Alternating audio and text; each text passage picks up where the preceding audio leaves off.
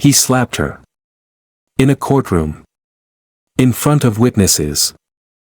And he didn't even know who she was. There was no shouting match. No provocation. No chaos. Just one woman, black, dignified, standing silently beside a courtroom bench in her plain navy suit. And a white police sergeant, face twisted with disdain, lifting his hand like it weighed nothing. And striking her. The sound cracked through the courtroom like lightning. Not just loud. Louder than justice had sounded in Charleston in years. Every lawyer froze. A public defender gasped. A teenage boy in handcuffs flinched. Even the bailiff looked like he couldn't quite believe what he'd just seen. But Sergeant Kyle Renner stood tall, proud, and clueless.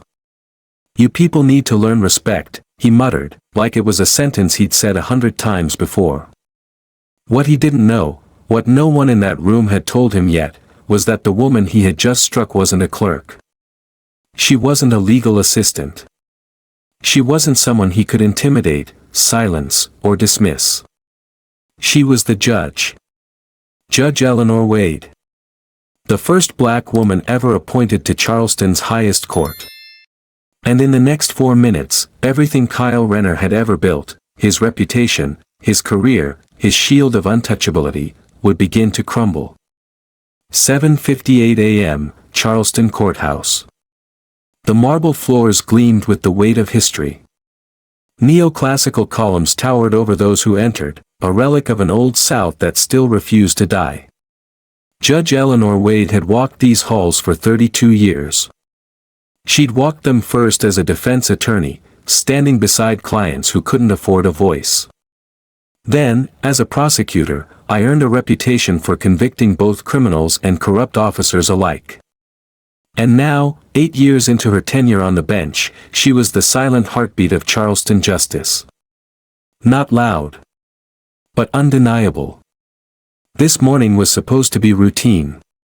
A juvenile arraignment, vandalism, and petty spray paint tags. But something in her gut told her, this morning would be anything but. The moment she passed through the security checkpoint, she noticed it. Not the metal detector's beep. Not the nod from Officer Mills, the long-serving bailiff. But the tension. A kind of stillness in the air. Like a gathering storm no one had named yet. "Good morning, Judge Wade," the clerk said, voice tight. "Sergeant Renner is already in the courtroom." Eleanor paused. Kyle Renner. She knew that name like a stain on white cloth. Mid-40s. Decorated. Connected. Dangerous. The kind of cop who collected commendations with one hand while pushing complaints under the rug with the other. Renner was Charleston's third-generation badge-bearer, his grandfather a precinct chief during the civil rights era, his father a street sergeant known for clearing corners. Kyle had inherited the legacy, the uniform, and worst of all, the entitlement. She exhaled once, slowly, and stepped into the courtroom. The room was only half full. 2 junior reporters in the gallery. A handful of attorneys are reviewing their morning dockets. The teenage defendant sat quietly, no more than 16, legs bouncing under the table. His wrists were cuffed. His face, uncertain, withdrawn. Kyle Renner was already pacing near the bench. "Let's get this started," he barked toward the clerk. "I don't have all day." Eleanor didn't speak. She hadn't been robbed yet. Instead, she walked toward a side table to review the case file. Deliberate. Calm. Renner didn't even look at her. Didn't nod. Didn't acknowledge. To him, she was background. Scenery. "Hey," he barked again, louder. "I'm talking to you. Don't ignore me." Still no response. Then he marched up, close, too close, shoulders squared, voice rising. "Do you work here or not?" And then. Slap. Sharp. Open-handed. Disrespect wrapped in impact. A pause fell over the room that felt like eternity. One of those impossible silences where you hear everything else. A coffee cup rattling. A chair leg creaking. A pen falling from a reporter's notebook. Eleanor didn't move. She didn't clutch her cheek. She didn't raise her voice. She simply turned. And looked at him. Renner stepped back, surprised by the power of her stare more than his violence. "You got something to say?" he challenged, arms still puffed with arrogance. Then came the moment. Eleanor Wade walked toward the bench. Climbed the platform. Turned to face the room. And sat behind the gavel. A low whisper swept through the gallery. A paralegal's hand covered their mouth. A reporter mouthed, "Is she?" The bailiff stiffened. The courtroom clerk stood frozen. Kyle Renner blinked once. Then again. "Sergeant Renner," Eleanor said, her voice cutting ice. "Did you just strike a sitting judge in open court?" His mouth opened. Then closed. His arrogance crumbled faster than stone under water. I didn't know," he muttered. "That's not what I asked." More silence.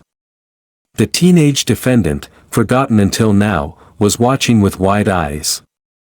"Yes or no?" she repeated, slow, exact. Renner looked around for help. None came. Even the officers in the back refused to meet his gaze. "Yes," he whispered. The pen dropped again. A second reporter lifted their phone. The blinking red light on the security camera became the most important light in Charleston that day. "You thought I was beneath you," Eleanor said. A statement. Not a question. "No, You thought I was background. Dispensable. Not worth recognition. You weren't in your robe," he tried. "I didn't know who. If I were a white male judge, would you have raised your hand?" The room froze again. He said nothing. But his silence said everything. "I'll take that as a no," Eleanor said. "Miss Harper," she turned to the clerk. "Please record, Sergeant Kyle Renner has admitted on the record to physically striking a seated judge in a court of law without cause or identification." Then she turned to the bailiff. "Officer Mills, is the courtroom currently under active video surveillance?" "Yes, Your Honor." "Excellent. The record will also reflect video evidence." Renner's eyes shot toward the ceiling corners, where tiny red lights blinked, recording everything. "That evidence," she continued, "will be submitted to the Office of Internal Judicial Review and the Department of Justice." Renner tried to speak. "I didn't mean." She raised one hand. "You've had 20 years of not meaning it. I've read your file. I've seen the complaints. I've seen the patterns." She stood. "For decades, men like you have mistaken power for justice. Mistaken fear of order. Mistaken silence for consent." She looked down at him now. "Not today."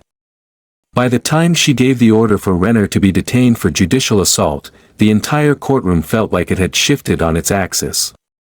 And the teenager, the boy who came in afraid, was watching her differently now. Not in fear. Not in awe. In recognition. Like he had just seen, for the first time, that justice could have a black face. A woman's voice. And a spine of steel. Outside the courthouse, the sun rose higher over Charleston. Inside, a storm had begun. And its first crack was a slap. But what came next would be an earthquake. By noon, the video had gone viral. By evening, the courthouse was surrounded. By sunrise, everything had changed. The clip was only 42 seconds long. A single slap. A moment of stunned silence. Then a woman, black, calm, unwavering, rising from anonymity to power, taking her seat behind the bench and calling it out for what it was. Assault. On a judge. In open court. The internet didn't just explode. It detonated. Within hours, hashtags were trending. Hashtag slap of justice. Hashtag Judge Wade. Hashtag power reckoning. News anchors fought to book legal analysts. Civil rights leaders released statements. Cable pundits screamed over each other on live TV. But the only voice that mattered was Eleanor's. And she hadn't spoken to the press, yet. Inside the courthouse, while the world outside boiled with outrage, Eleanor Wade stood at the center of a storm she hadn't asked for, but now fully owned. She stood in her chambers, arms folded, staring at a still image on the mounted screen. A freeze frame from the surveillance footage, Kyle Renner's hand midair, her face turned just slightly to the side, eyes unflinching. "You're everywhere," said Marcus Kane, her longtime legal clerk and confidant. CNN just did a side-by-side with Rosa Parks. "I'm not interested in being a symbol," Eleanor said flatly. "I'm interested in being a hammer." Marcus hesitated, then handed her a manila folder. "Internal Affairs wants to meet. DOJ is circling. State Judiciary Review Board, too. They're all scrambling." "Let them scramble," she replied, without looking up. She opened the folder. Renner's record stared back at her like a rap sheet dressed in gold leaf. 18 complaints. 0 disciplinary actions. 5 settlements sealed under non-disclosure. She turned the page. 2 body cams malfunctioned. 4 excessive force claims dismissed without a hearing.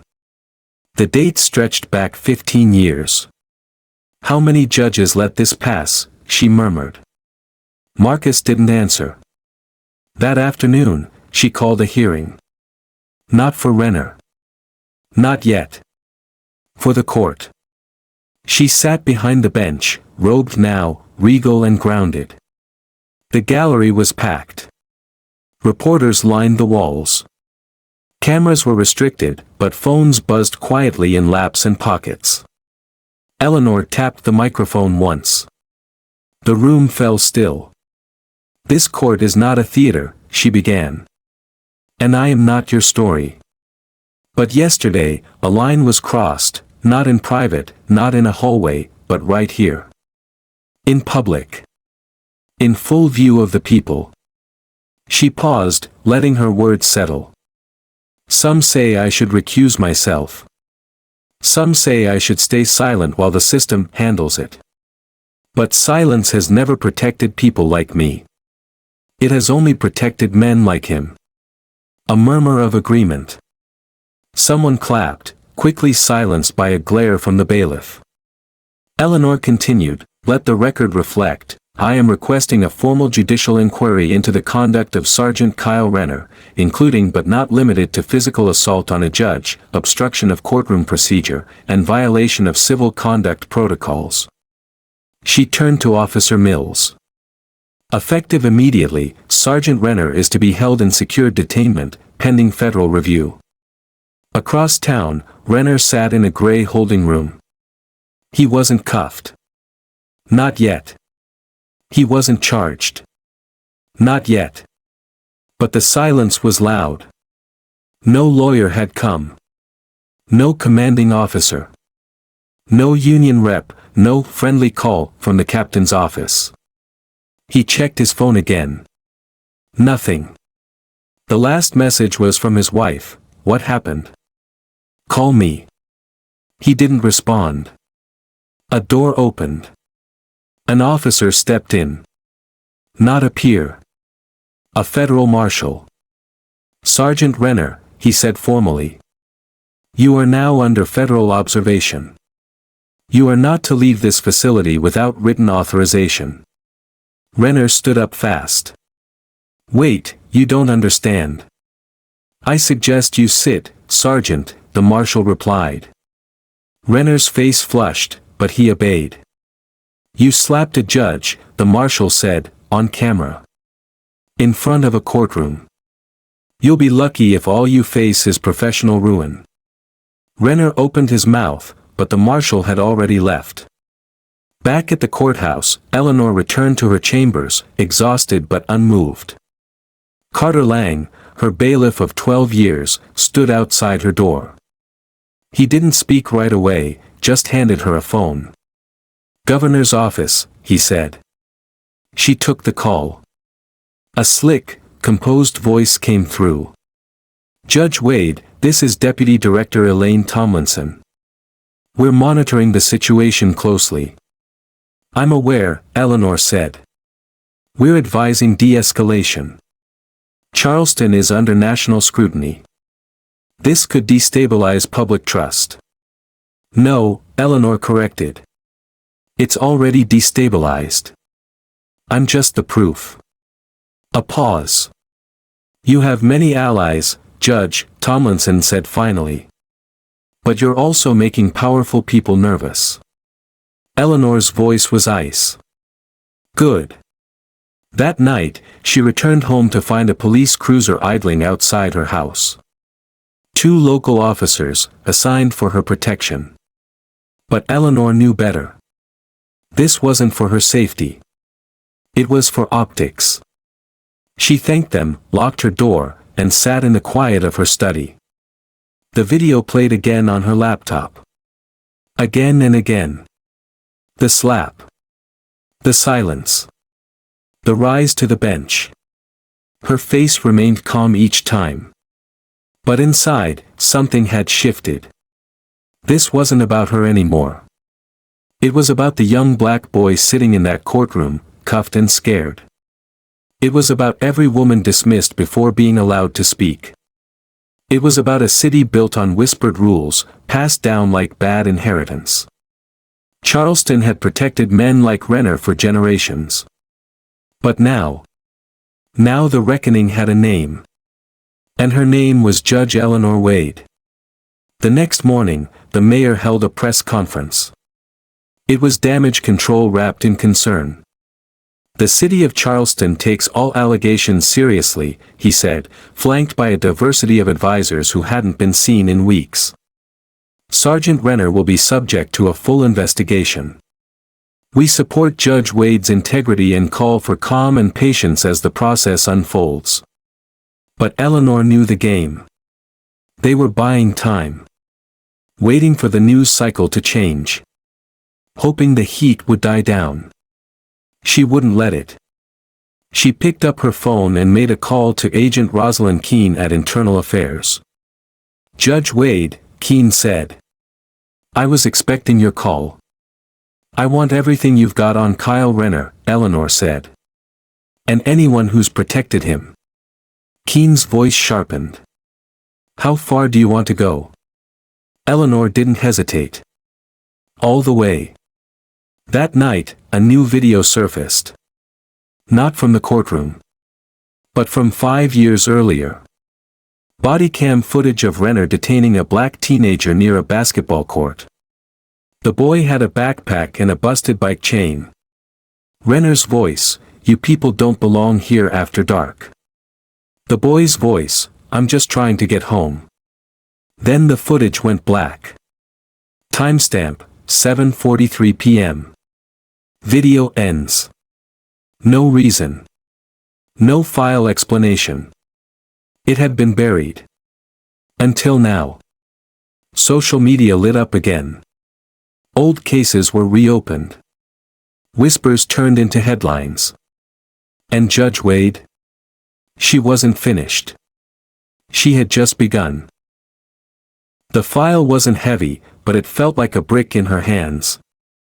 Eleanor Wade sat at the long oak table in her private chambers, the same place where she had once read law journals late into the night, where she wrote her first dissenting opinion, where she'd signed warrants with trembling hands and watched justice move like molasses across decades.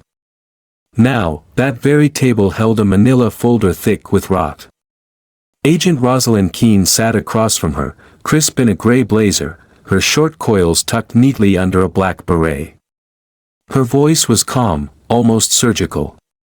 "These are just the surface complaints," Keene said, tapping a sheet with the edge of her pen. "What's underneath? That's what we're going to need teeth for." Eleanor nodded slowly, her fingers tight around the folder's corners. The room was silent save for the distant echo of typing from her clerk's desk and the low hum of fluorescent lights above them. The page she held in her hand was dated June 14, 2019. It detailed a claim of excessive force, a black high school student arrested after a noise complaint. The body cam was lost. The statement from a neighbor was incomplete. No charges filed. The arresting officer, Sergeant Renner. Beneath it was another complaint, then another. August 2020. December 2018. October 2016. Same officer. Same patterns. Different victims. Same silence. "They've been burying him for years," Eleanor said, her voice low. "They've been burying the people he hurt," Keene corrected gently. Eleanor didn't speak for a long moment. Her gaze drifted toward the window. Outside, the courthouse lawn was full of movement, reporters, activists, curious onlookers. The air of Charleston was restless. Tense. "They'll come for me," Eleanor said quietly. Keene didn't blink. "They already have. You're just finally facing them in the light." 2 hours later, in a basement room beneath the district records office, Keene slid a black hard drive across the table. The file had no name, just a tag code and a sticky note that read, "Pulled. Do not archive." "What is this?" Eleanor asked. "An internal assessment file from 2017. Someone inside IAD flagged Renner for pattern escalation. It was meant to trigger a misconduct inquiry. But it didn't." Keene shook her head. "It disappeared. Never made it to the oversight committee. We found it in a secondary archive, hidden behind old payroll records." Eleanor's eyes narrowed. "Who buried it?" Keene hesitated. Then answered. "Judge Arthur Langston." For a second, the name didn't register. Then it hit her like a slap. Arthur Langston. Her former mentor. The man who had written her letters of recommendation when she applied to the bench. The one who'd called her Charleston's rising conscience. She had clerked under him. Sat in his courtroom. Shared meals with his family. "He was the one who told me I had the spine for justice," she said softly. Keene leaned forward. "Well, maybe he just wanted to make sure that spine bent in the right direction." The next morning, Eleanor found herself staring at an old photograph framed on her shelf, one she hadn't looked at in years. It was taken at a legal conference, 15 years ago. She was younger then, still uncertain but burning bright, standing between Arthur Langston and Nolan Fry, the then-rising ADA now known for sweeping plea deals and strategic silence. Back then, it had felt like she was being ushered into something sacred. Now she wondered if she had been invited into something scripted. It didn't take long to find the connection. Keene brought it to her in the form of a web, lines drawn between names, cases, and departments. A silent map of control. At the center was Renner. From him, strings stretched outward, to ADA Nolan Fry, who had declined to prosecute Renner in 6 different complaints, to Judge Langston, who had overridden a misconduct referral in 2017, to the Charleston Police Supervisory Council, where Renner's uncle once served as chairman. "They've built a machine," Keene said. "Not a conspiracy, not exactly. More like a reflex. A culture of protection. Where abuse doesn't just get overlooked," Eleanor muttered. "It gets managed." Keene looked grim. "And you just became unmanageable." Later that day, Eleanor took an unannounced walk down the hallway of the courtroom archives. The walls smelled faintly of old paper and polished wood. It was here, years ago, that she first learned how to track precedent like a bloodhound, case to case, ruling to ruling. Now, she was looking not for precedent, but for pattern. She found it in the 2015 case of State versus Marcus Dillard, a teenager accused of resisting arrest. His injuries were extensive: fractured ribs, a broken wrist, and bruising around the neck. The officer's report claimed reasonable restraint. The ADA declined to file charges. The judge sealed the testimony. The officer: Renner. The ADA: Fry. The judge: Langston. Eleanor closed the file slowly. Her hands were cold. She had known there was rot. But she hadn't known it was this, engineered. That night, she met with Carter Lang, her bailiff and quiet protector for over a decade. They sat across from each other in her kitchen, drinking black coffee from chipped porcelain cups. Langston, Carter said, after she told him everything. "Yeah. That man taught you everything." "He taught me just enough not to see what was under his robes," she said bitterly. Carter exhaled. "So what now?" "We go public," Eleanor said. He raised an eyebrow. "You want headlines?" "I want daylight," she replied. "Because this thing feeds on darkness." The press conference was short. Just 6 minutes. No dramatics. Eleanor stood in front of a city seal and a mic that squeaked once when she touched it. "I will not be silent," she said. She didn't name names. But she named the process. A pattern of negligence and institutional protection has endangered the very public we are sworn to serve. I have referred multiple cases to the Department of Justice and Internal Affairs for immediate investigation. The people of this city deserve better than shadows. When she walked off the podium, no one asked questions. They just followed. That night, a package arrived at her home. No return label. No markings. Just a thin envelope slipped under her door. Inside, a copy of her judicial confirmation questionnaire, from 2013. Certain lines were underlined in red ink. One sentence was circled: "I have no knowledge of misconduct or bias in any department I have worked with." Below it, typed in bold font: "You sure about that, Judge?" No signature. No trace. Just a reminder. They were watching. And now, they were ready to strike back. The courthouse had never felt smaller. It wasn't the press. It wasn't the eyes of the public now fixed on every move she made. It wasn't even the tension that vibrated in the floor tiles like a low, constant hum. It was the weight of knowing. Knowing who had sat beside her in meetings, smiled at her in boardrooms, toasted her promotions, while quietly poisoning the roots of justice beneath her. Judge Eleanor Wade walked down the narrow corridor leading to Hearing Room C, her heels steady, her shoulders squared. Agent Rosalind Keene walked beside her, clutching a slim leather portfolio.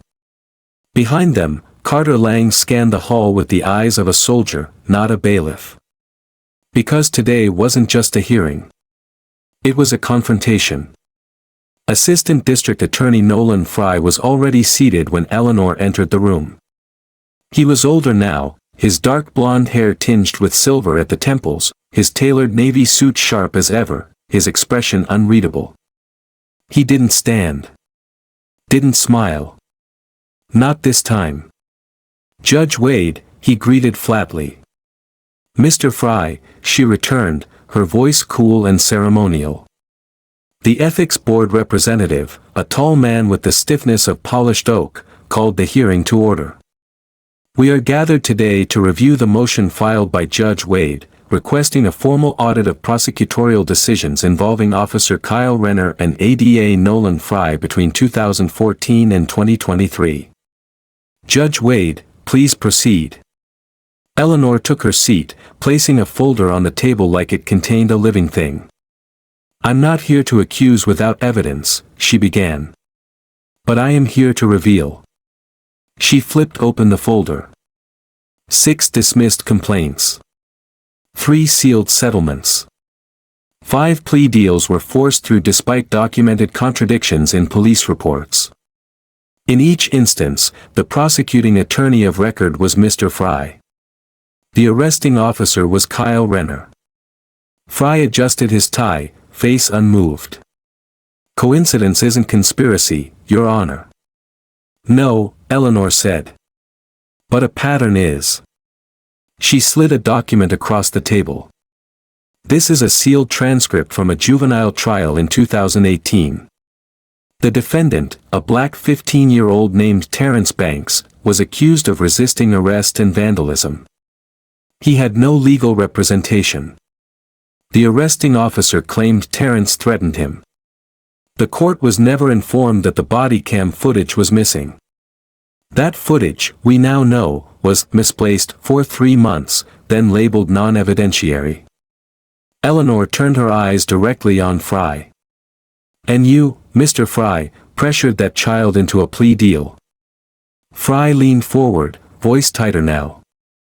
"Judge Wade, that case was adjudicated under the law as it stood." "No," she said. "It was adjudicated under the silence that served you." The ethics board rep raised a hand. "Judge Wade, unless you can provide proof of willful misconduct." Keene spoke for the first time. "Calm. Surgical. Dangerous. We can." She opened her portfolio and produced a USB drive. "What is that?" Fry asked, shifting for the first time. "A recording," Keene said. "From 2019. Originally collected during an unrelated corruption probe. Never processed. It came from a precinct locker room mic, standard surveillance protocol." She plugged it into the hearing room's monitor system. A grainy audio clip began to play. A voice, Renner's, laughing. "Have you ever seen her up close? That's Judge Wade. Walks like she owns the damn courthouse." Another voice joined in, softer but sharper. "Fries. Let her get bold. You know how to push back. And if it gets messy, well, the system's got your back." Renner again. "She tries to come after me, I'll have a file on her desk that buries her. One phone call. Poof. Activist judge disappears. Then silence. Then." Fry's voice again. Clearer. Colder. "Just make sure she doesn't make it to the bench. That's where she's dangerous." The recording ended. No one spoke. Even the fluorescent lights seemed to dim. The ethics board rep cleared his throat twice, but no sound came. Fry's face had gone pale. His hands were trembling slightly. "That could be anyone," he said weakly. "It's inadmissible. It wasn't disclosed." "But it's real," Eleanor said. "And now, it's public." By the end of the hearing, Fry had been suspended pending formal review. His office was sealed. His calendar was subpoenaed. His cases re-examined. The media storm reignited like wildfire in dry grass. But Eleanor didn't celebrate. Because she knew. This was only the first domino. 2 nights later, she received another envelope, this time delivered by hand, no return address, placed neatly between her storm door and the frame. Inside, a single photograph. A boy, black, wiry, maybe 11, riding a bicycle down a tree-lined sidewalk. The timestamp in the corner said it was taken the day before. It was her nephew, Jacob. On the back of the photo were 4 words, scrawled in black marker. "He bikes alone, Judge." Eleanor sat very still. Her hands didn't shake. Her eyes didn't blink. She simply stared. Carter arrived 20 minutes later. She showed him the photo. Said nothing. He looked at it. Then looked at her. "I'll handle it," he said. "No," she said. "We will." By morning, her family was under federal protection. Her sister's home was watched. Her nephew was escorted to school. But Eleanor's posture didn't change. If anything, it straightened. Because the threat confirmed what she already suspected. They weren't just defending Renner anymore. They were defending a machine. And the machine was waking up. Back at the courthouse, Agent Keene entered her chambers with a face like winter. "We got a hit," she said. "Where?" "An old contract, buried inside a municipal budget report from 2017. It's a public-private partnership, at least on paper."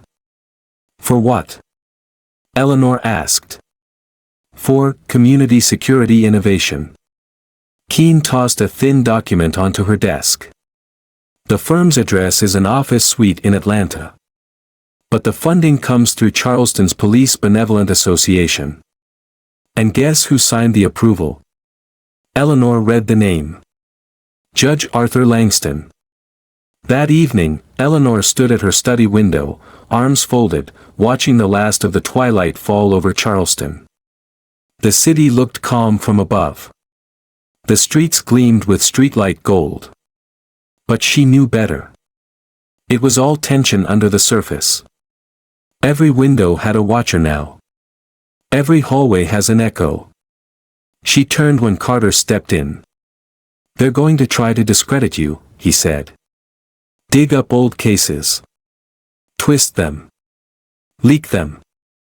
She nodded. "They'll call you unstable. Biased. Unfit. I know. Are you ready for that?" Eleanor turned back toward the window. "No," she said. "I'm ready for worse." They didn't come for her with a bullet. They came for her with headlines. The first article dropped at 7:03 a.m. sharp, just as the city stirred to life and the morning papers hit digital inboxes. "Controversial judge once linked to civil unrest case," read the headline, printed beneath an old photograph of a much younger Eleanor, standing amid a crowd of protesters with her fist raised. The caption read, "Archival photo of Eleanor Wade at a 2001 rally that turned violent." There had been no violence. At least not from her. She had spoken, not screamed. Held signs, not weapons. But truth had never mattered to machines that ran on distortion. By 9:30 a.m., it was trending. By noon, bots were swarming the comment sections. #ActivistJudge. #unfit for the bench. #Wade the Radical. They recycled words from interviews she'd given years ago. Took phrases out of context. Twisted compassion into bias. Turned empathy into agenda. Her clerk, Marcus, found her sitting at her desk, the articles open before her, unread. He spoke carefully. "We can get a statement out. Rebut the claims. Push back with fact." "No," she said. "Not yet. Let them overreach." Marcus looked confused. "They're too loud," she said. "That means they're scared." He hesitated. "And if they're not done?" Eleanor's voice didn't waver. "They're not.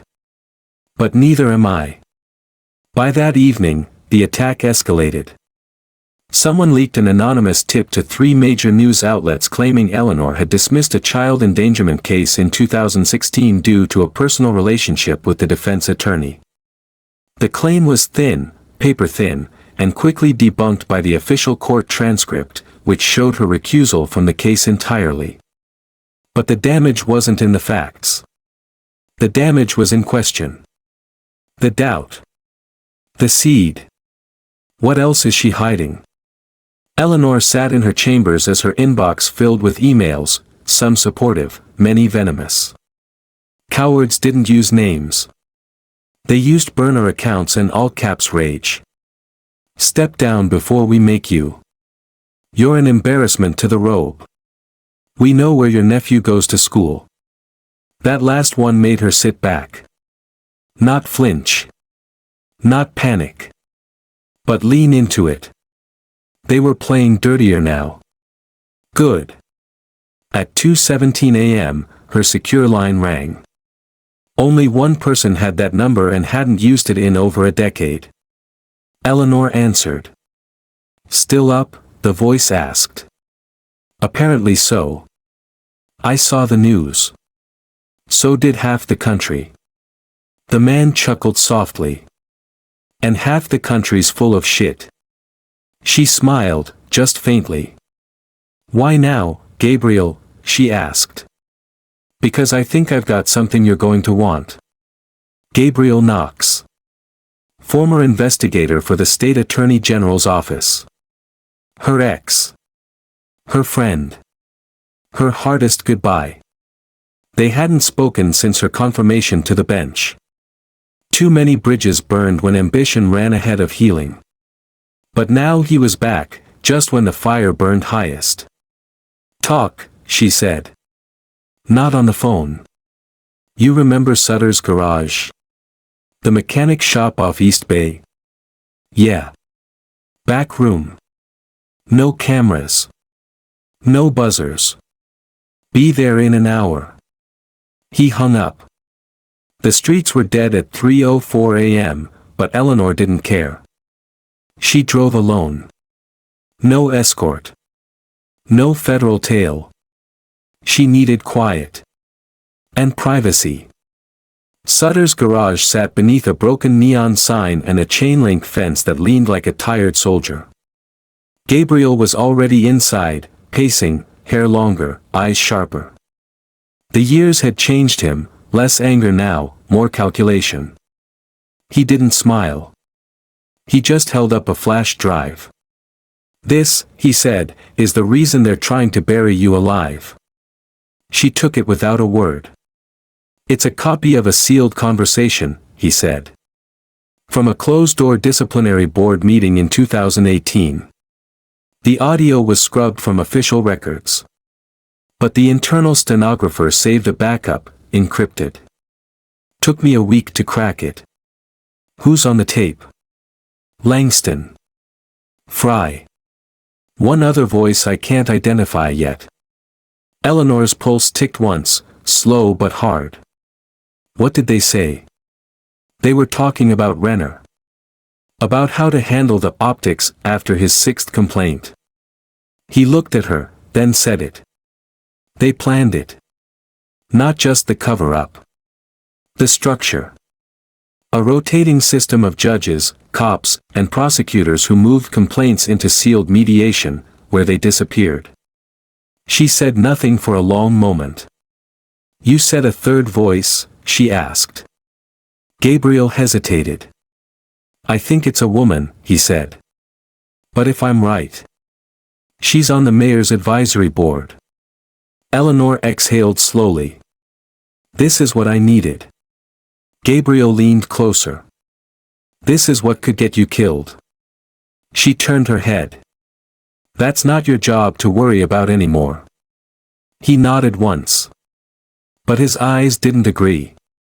By sunrise, Eleanor had returned to the courthouse.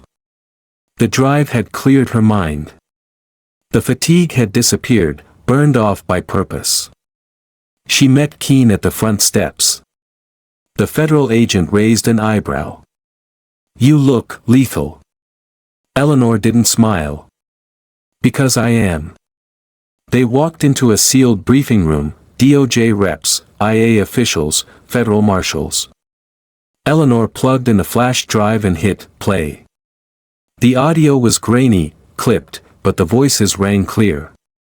Langston first. We've got another Renner situation. Fry. Handle it like the last one. Move it to internal mediation. Seal the record. Unidentified female voice. Can we afford another press cycle? Langston again. He's useful. Keep him out of jail. Keep the cameras off. This is Charleston, not New York. Then a laugh. Cold. Dismissive. Fry again. What's the worst that could happen? Eleanor paused the clip. Now we know, she said. Silence followed. Then Agent Keene spoke. We need warrants. We need subpoenas. We need pressure. Now. The DOJ rep nodded. And what about the judge, he asked, looking at Eleanor. Are you going to recuse yourself from all connected cases? No, she said. I'm going to expand them. That evening, the smear campaign faltered. Public support began to shift. Protesters gathered outside the courthouse, not against Eleanor, but for her. Signs were raised. We see you, Judge Wade. Truth needs defenders. She stood up. Now it's our turn. The press tried to bait her with questions. Do you regret the investigation? Are you biased against law enforcement? Do you fear for your safety? She answered none of them. She just kept walking, straight, tall, unbent. Because now, for the first time in this war, she had the high ground. And behind her, an entire machine was beginning to shake. They didn't just want her silenced anymore. They wanted her erased. By the time Eleanor Wade arrived at the courthouse that morning, something felt wrong. Not off. Not suspicious. Empty. The air was too still. The glances were too polite. The usual undercurrent of tension had gone mute, like the building was holding its breath. Her footsteps echoed louder than they should have as she climbed the marble steps. When she pushed open the doors to her chambers, Carter Lang was already waiting. But he wasn't holding coffee. He was holding a file. They've moved, he said, without greeting. Eleanor paused. What? Carter handed her the folder. The file was supposed to be in DOJ evidence custody, the audio Gabriel had given her, the one implicating Langston, Fry, and the unnamed voice in the mayor's office. But the file was empty. Not misfiled. Not redacted. Gone. Internal Affairs just called, Carter said. Their backup was wiped last night. The whole server was corrupted. They think it was an inside job. Eleanor didn't blink. Her voice was colder than the marble walls. Who else had access? Just 3 DOJ agents and a cybersecurity contractor. All cleared. But the timestamp shows the breach came from an encrypted tunnel linked to the mayor's office. She sat down slowly, hands folding in front of her. So now we know who's scared. Carter nodded. And how far they're willing to go. Later that day, a memo appeared on her desk. It bore the seal of the State Judicial Review Commission and was signed by Judge Benjamin Howcroft, a man Eleanor once considered a mentor. The same man who had sworn her in with tears in his eyes, saying, "You'll be the future of justice in this city." The memo was short. Chilling in its precision. Due to concerns over objectivity and rising media influence, the Commission is initiating a special emergency session to determine whether Judge Eleanor Wade is emotionally compromised and should be removed from all active cases, effective immediately. No inquiry. No deposition. No chance to defend. Just removal by process. A slow coup. Wearing robes. Carter swore under his breath, hands clenched. They're not even hiding it anymore. Eleanor stared at the memo. Her hands didn't move. But her silence was louder than any scream. This isn't about objectivity, she said quietly. It's about punishment. Across town, Agent Rosalind Keene was mid-interview with a former precinct data officer when her phone buzzed. She answered in stride. Yeah, Keene. Eleanor just got flagged, Carter's voice came through. Emergency hearing. They want her off the bench. Permanently. Keene didn't curse. She didn't shout. She moved. Within the hour, Eleanor stood before the Emergency Ethics Board, a panel of 5 judges, 3 of whom had shared lunch tables with Howcroft for 20 years. They wore black robes and stiff faces. But Eleanor wore something else. Resolve. She stood without notes. Without legal counsel. Without apology. Let me make this simple, she said, facing them directly. I am not here to ask for permission. I am not here to soothe discomfort. I am here because a machine of silence and collusion has finally been challenged, and now it wants to reset the board. One of the panelists, a gray-haired woman with a pinched mouth, leaned forward. You believe this is retaliation? I know it is, Eleanor answered. And so do you. Another judge asked, do you deny the media attention has compromised the public's perception of your impartiality? Eleanor looked around the room. Perception isn't compromised by truth. It's clarified by it. And what the public sees now is not a rogue judge, it's a system uncomfortable with sunlight. Silence. And then a new voice from the gallery. It was Agent Keene. She stood. No badge. No preamble. But her presence alone froze the room. Before you issue any ruling, Keene said, you should be aware that we have retrieved the deleted audio files. Not from DOJ servers. From an off-site military data backup protocol when federal cases touch on national security intersections. She stepped forward, handing each panelist a file. Inside, a verbatim transcript of the entire conversation from 2018. We also traced the breach back to a private contractor connected to Mayor Tisdale's office, Keene said. We are opening a criminal investigation into tampering with federal evidence. The judges turned pale. Howcroft's name sat prominently in the transcript. He had laughed on the tape. Twice. That night, the courthouse was brighter than usual, lit up with floodlights, cameras, and protesters. Supporters stood shoulder to shoulder with signs that read, "Protect our judges. Justice can't be bought. Sunlight is the best disinfectant." But Eleanor was not outside. She was in her chambers, reading a letter. It had arrived anonymously. Handwritten. Simple. I once sat on your bench. I once ignored what you refused to. I see you now. And I'm ready to talk. It was signed only with a single initial, L. Keene reviewed the handwriting. We think it's Lorna Hemmings. Former clerk of Judge Howcroft.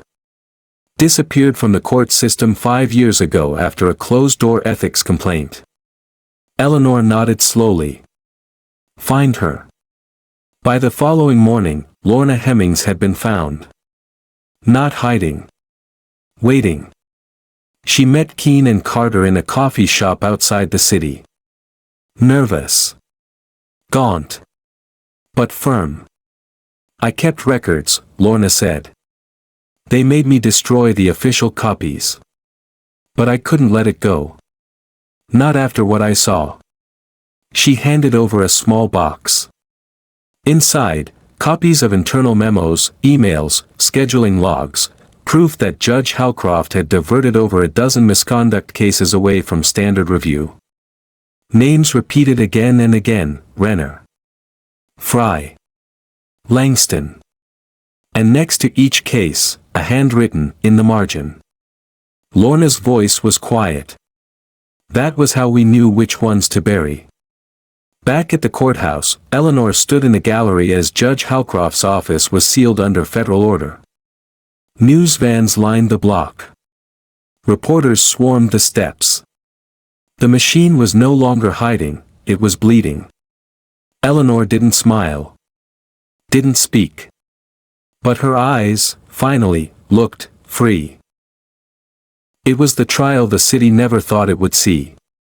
Kyle Renner, decorated officer, department golden boy, political darling, now sat behind a wall of glass and armed security, wearing a suit too tight around the wrists and a face that had forgotten how to smirk. The courtroom was standing room only. Local press in the gallery. National networks are watching from vans outside. Protesters with signs. Law students in the back row are holding notepads and are in disbelief. The charges had been read clearly. Assault on a federal judge. Tampering with legal process. Obstruction of justice. Perjury. Conspiracy to suppress evidence. Each one is like a nail. Each one pounded in by the same woman who now stood quietly near the witness box, Judge Eleanor Wade. Except today, she wasn't a judge. Today, she was a witness. A survivor. A scalpel aimed at a festering wound. And every eye was on her. In the moments before she was called, Eleanor stood alone in the hallway behind the courtroom, breathing in slow, steady intervals. Her reflection in the window across from her looked solid, unreadable. But inside, something twisted. Not fear. Preparation. The bailiff appeared at the door. "They're ready for you." She gave a single nod and turned toward the chamber doors. And then her phone buzzed. A single message. Unknown number. No subject. Just one image. A photo of her nephew Jacob, sitting at a bus stop. Alone. Underneath, 5 words. "Don't testify. You've been warned." Her heart didn't race. Her hand didn't shake. But the fire in her gut ignited so fast it felt like oxygen had left the room. "Your Honor," the prosecutor announced, "the state calls Judge Eleanor Wade to the stand." The courtroom rose as she entered, but she didn't acknowledge the eyes. She walked with the same composure she wore on the bench, but now it felt weaponized. She took the oath. She sat. The prosecutor, a young woman named Sarah Elkins, approached gently. "Judge Wade," she said, "can you recount what occurred on the morning of April 11th? Eleanor's voice didn't tremble. "I entered courtroom 2A for a juvenile arraignment. I was not yet robed, as I had just reviewed the docket in chambers. Sergeant Renner was present at the prosecution table." She paused. "I stood at a side table, reviewing files. He approached me. He spoke to me with dismissive language. And when I didn't respond to his verbal provocation, he struck me." The courtroom gasped. Even though the footage had been seen across the country, hearing the words, "struck me," in that measured tone made the act real again. "And what happened after?" Elkins asked. "I walked to the bench. Took my seat. And informed Sergeant Renner, on the record, that he had assaulted a seated judge in open court." "Did he deny it?" "He expressed confusion. Then admitted he didn't know who I was." "Did he apologize?" Eleanor turned her gaze to the jury. "No. He justified. Then he threatened." The room was dead silent. Elkins nodded. "Thank you, Your Honor." She turned to the defense. "Your witness." The defense attorney was sharp-jawed, early 40s, and uncomfortable. He stepped forward slowly. "Judge Wade. Do you consider yourself an impartial figure in this case?" "I consider myself a witness to criminal behavior." "That's not bias. That's a fact." He shifted. "You've made public statements since the incident. Interviews. Speeches. Press conferences. Doesn't that compromise your neutrality?" "I am not on the bench in this courtroom," Eleanor replied. "I am not presiding. I am testifying. And everything I've said publicly is already supported by evidence admitted into this trial." He tried another angle. You were once photographed at a protest in 2001. Yes, Eleanor interrupted. I protested against police brutality. I will never apologize for that. Isn't that exactly the kind of emotional history that could skew? She leaned forward slightly. Let me be clear. My history doesn't disqualify me. It explains why I stood up when no one else would. The jury was watching her like she was a lighthouse in fog. The defense attorney hesitated. No further questions. When she stepped down from the witness stand, Eleanor didn't return to the gallery. She walked outside. Her legs moved on their own. Her thoughts churned behind a wall of fire. That message. That photo. That threat. Carter was waiting on the steps. One look at her face, and he knew. What happened? He asked. She handed him the phone. Carter read it. Then his jaw tensed so hard the muscles twitched. I'll pull him from school now, he said. No, Eleanor said. We do this carefully. We use it. Carter looked stunned. You want to bait them? No, she replied. I want to prove them. That night, Keene called with news. We traced the burner phone. Bounced through 3 towers in North Charleston, then rerouted through a server rented by a shell company. She paused. Guess where that company is based? Atlanta? Eleanor guessed. Bingo. And it's tied to a firm that has a consulting contract with the Charleston mayor's office. The same contract Langston signed off on 5 years ago. So the network's still alive, Eleanor said. No. It's cornered. The next day, the trial resumed. Renner's legal team tried a new approach, painting him as a victim of confusion, high-pressure atmosphere, even trauma. They claimed he had perceived a threat, misidentified a courtroom participant, and acted in a state of acute stress. Eleanor sat silent through the lies. But the jury didn't buy it. They'd seen the footage. They'd seen her. And then came the final blow. Sarah Elkins called her last witness, Officer Miguel Trenton, formerly Renner's partner, now retired. He walked with a cane. But his voice was clear. He testified that Renner often joked about putting people in their place, had used racial slurs off record, and once bragged about shutting down complaints before they got traction. And who helped him do that? The prosecutor asked. Officer Trenton swallowed hard. ADA Fry. Judge Langston. Internal affairs guys who got promotions after certain cases disappeared.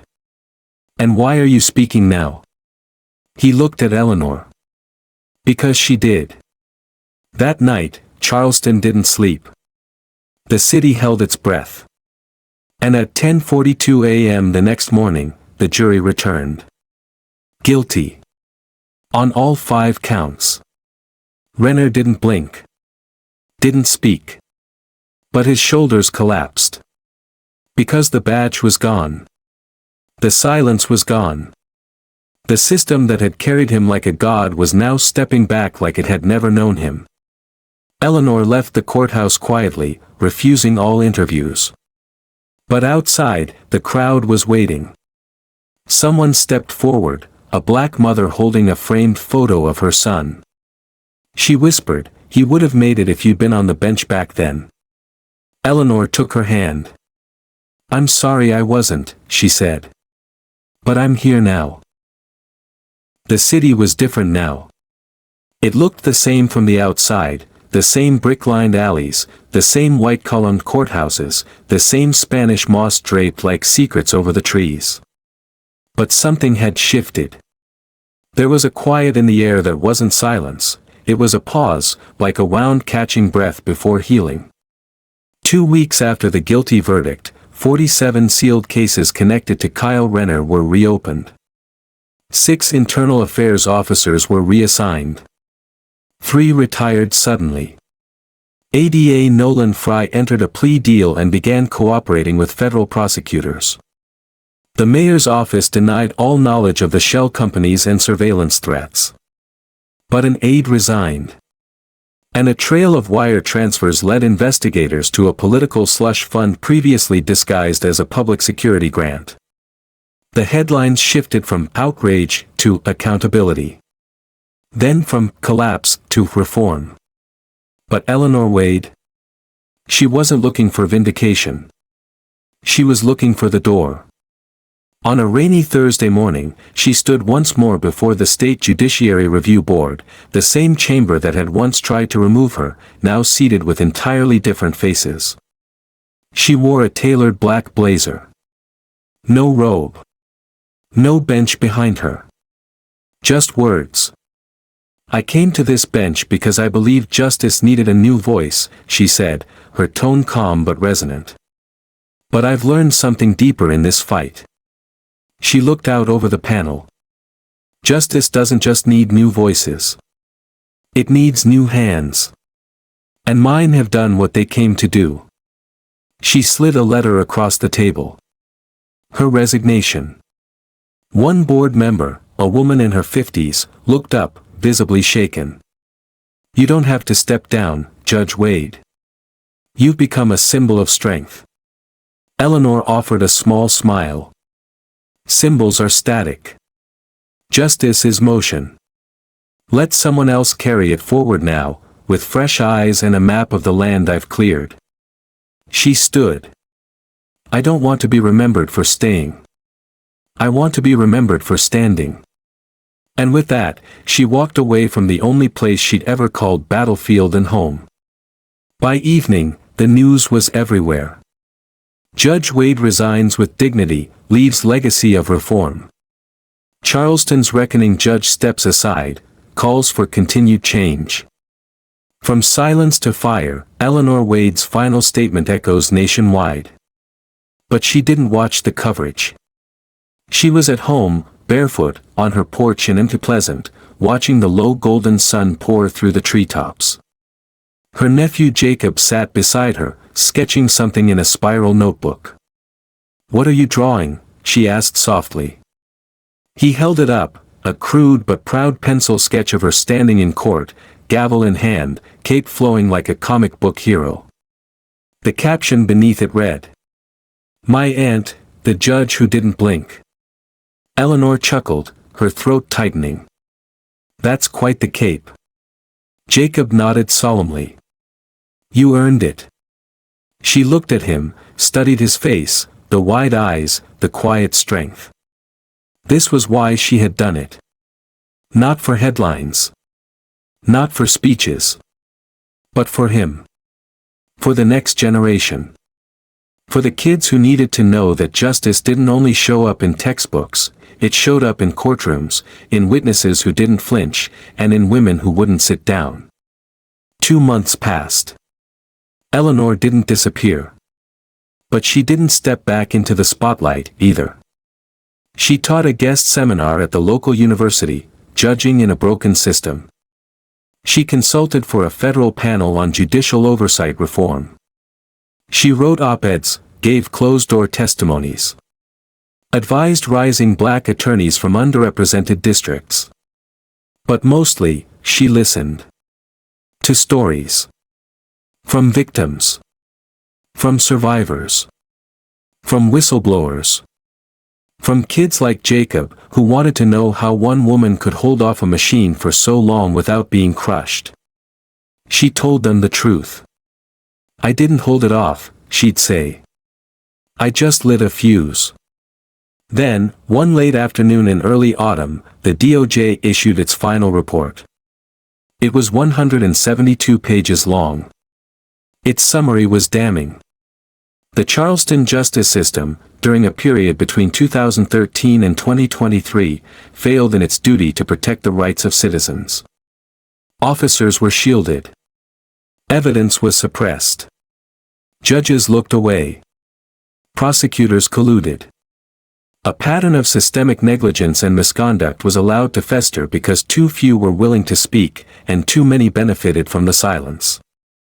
And at the end of that report, in its final paragraph, one sentence stood alone. We might never have uncovered any of this, if not for the clarity and courage of Judge Eleanor Wade. That night, her phone buzzed. Unknown number. She stared at it for a moment before answering. A voice came through, gravelly, uncertain. "Clara," the man said. She froze. No one had called her Clara in 20 years. Her middle name. Her grandmother's name. Used only by people who knew her before the robe, before the title, before the war. She recognized the voice. Judge Halcroft. "Why are you calling me?" she asked. "I just wanted to say," his voice faltered. "You were right." She let the silence answer him. He tried again. I didn't think it would go that far. We thought we were protecting order. That the city would burn if we didn't guide it." "No," she said softly. "You weren't guiding it. You were muzzling it. And now you have to watch it speak." He was quiet. "Then, you won't forgive me." "I know that." "No," she said. "But I hope you forgive yourself before your silence becomes permanent." Then she hung up.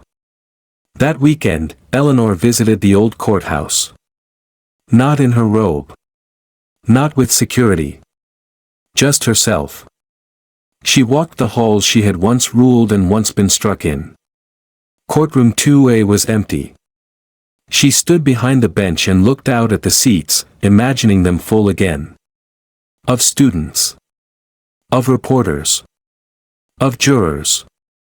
Of kids who had never seen a judge that looked like her. She laid a single hand on the wood and whispered. "I didn't change everything. But I made sure nothing could stay the same."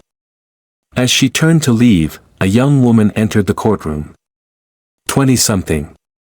Nervous but focused. Wearing a sharp navy skirt suit and a fresh bar pin on her collar. "Judge Wade?" Eleanor turned. "Yes. I just wanted to say. I'm applying for the circuit court seat you vacated. I'm not sure if I'll get it, but..." She hesitated. "You made me believe I could." Eleanor smiled. "Then I've already won." 6 months later. The Charleston Circuit Court swore in its newest, and youngest, black female judge. Her name was Natalie Rowe. She wore her hair in a tight bun and kept a photo of Eleanor Wade tucked inside the cover of her legal pad. When asked by a reporter what legacy she hoped to leave behind, she said, "Not legacy. Momentum. I'm not here to be remembered. I'm here to keep the flame lit." And in the crowd, standing quietly at the back, Eleanor Wade watched. Not as a former judge. Not as a public figure. But as a woman who had stood when the room demanded she kneel. And lit the match. In a world where silence often protects power, Judge Eleanor Wade reminds us that courage begins with a single refusal, to sit down, to stay quiet, to let injustice pass unchallenged. Her story is not just about a slap in a courtroom, it's about the thousands of invisible slaps people endure every day: disrespect, dismissal, denial of dignity. But Eleanor teaches us that when you stand up, even if you stand alone, the ground begins to shift. Systems don't change because the powerful decide to do better, they change because someone dares to expose the cracks. You don't have to wear a robe or sit on a bench to speak the truth. Whether you're a student, a parent, a worker, or a neighbor, your voice matters. Your courage can ignite change. And sometimes, the most radical act is simply saying, "No more." Let this story remind you, justice doesn't always roar. Sometimes, it whispers through the steadiness of someone who refuses to back down. If this story moved you, if it reminded you of someone brave in your life or woke something courageous within yourself, don't let it end here. Like this video, share it with someone who needs to hear it, and subscribe for more stories that honor truth, resilience, and the fire it takes to fight in silence. Because justice doesn't start in court, it starts in all of us.